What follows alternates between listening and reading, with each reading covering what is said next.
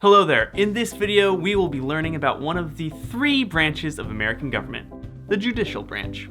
We've got videos on the other two branches, so be sure to check those out as well.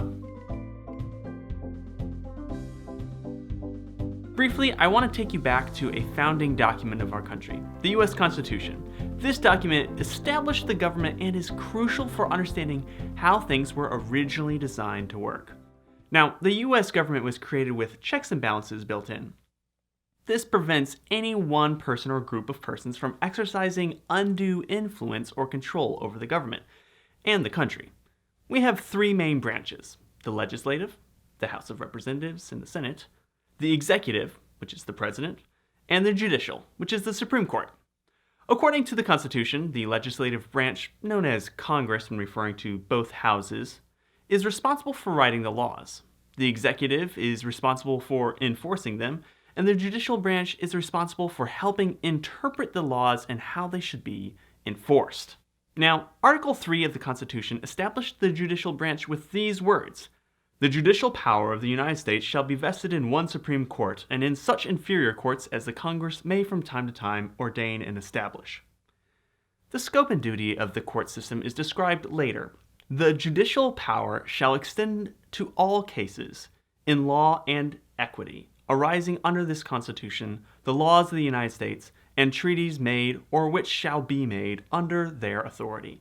To controversies between two or more states, between a state and citizens of another state, between citizens of different states, between citizens of the same state claiming lands under grants of different states, and between a state or the citizens thereof and foreign states, citizens or subjects. Okay, now that was many mouthfuls. Notice that the scope is federal. States have their own laws and court systems. We'll get to that more later, but for now it's enough to remember that the Supreme Court deals with federal issues. Currently, the Supreme Court is comprised of 9 judges who are appointed for life by the executive branch and must be confirmed by the Senate. There is 1 Chief Justice and 8 Associate Justices. The Supreme Court is located in Washington, D.C., and you are able to visit the building and allowed to sit in on proceedings. This is done in an effort to build trust in the institution, as we're more likely to trust something that we can observe. The Supreme Court, often referred to as SCOTUS, is the highest court in America. That means it has the final say on cases within its jurisdiction. I just outlined the basic jurisdiction from Section 1, but like most things in the Constitution, that has been expanded and defined. It sits atop a structure of appellate, meaning appeals courts, which are a chain of federal courts known as circuit courts that decide all cases of federal law in America. Directly below the Supreme Court are the 11 state circuit courts, the D.C. Circuit and the Federal Circuit. You may have heard of the 9th Circuit Court of Appeals. This is the court that covers the 9th region, which includes the entire West Coast and several other states, comprising of about 20% of the U.S. population.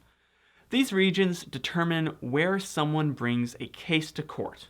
If you live in New Jersey and wish to sue the federal government, you would do so in the 3rd Circuit, not in the 9th. Below the circuit courts are the district courts. These are the trial courts that have original jurisdiction over cases.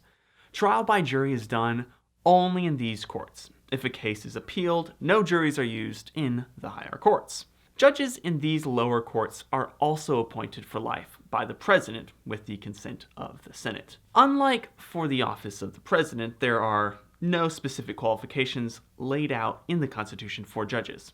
They must, however, adhere to a code of conduct, which is as follows. A judge should uphold the integrity and independence of the judiciary.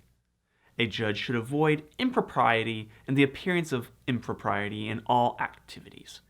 A judge should perform the duties of the office fairly, impartially, and diligently. A judge may engage in extrajudicial activities that are consistent with the obligations of judicial office. A judge should refrain from political activity. There are various applications of this code, such as not hearing a case judges have personal knowledge or bias in. Before a case can be brought to a federal court, several conditions must be met. According to the Administrative Office of the U.S. Court, these are as follows. First, under the Constitution, federal courts exercise only judicial powers. This means that federal judges may interpret the law only through the resolution of actual legal disputes, referred to in Article 3 of the Constitution as cases or controversies. Second, in an actual case or controversy, the plaintiff, the person bringing the case before the court, in a federal lawsuit must also have legal standing to ask the court for a decision. That means the plaintiff must have been aggrieved or legally harmed in some way by the defendant. Third, the case must present a category of dispute that the law in question was designed to address, and it must be a complaint that the court has the power to remedy. In other words, the court must be authorized under the Constitution or a federal law to hear the case and grant appropriate relief to the plaintiff. Finally, the case cannot be moot. That is, it must present an ongoing problem for the court to resolve. The federal courts thus are courts of limited jurisdiction because they may only decide certain types of cases as provided by Congress or as identified in the Constitution. When cases are brought before a court, they are done so in what is called an adversarial manner. This means that the plaintiff or prosecutor, the people who are suing, and the defendant, the people getting sued, present their facts and story to a neutral third party, the judge. The two parties are responsible for doing whatever they legally can to make their best case. There are two types of cases that you can bring before an American court: criminal and civil. According to the Administrative Office of the U.S. Court, to begin a civil lawsuit in federal court, the plaintiff files a complaint with the court and serves a copy of the complaint on the defendant. The complaint describes the plaintiff's damages or injury, explains how the defendant caused the harm, shows that the court has jurisdiction, and asks the court to order relief.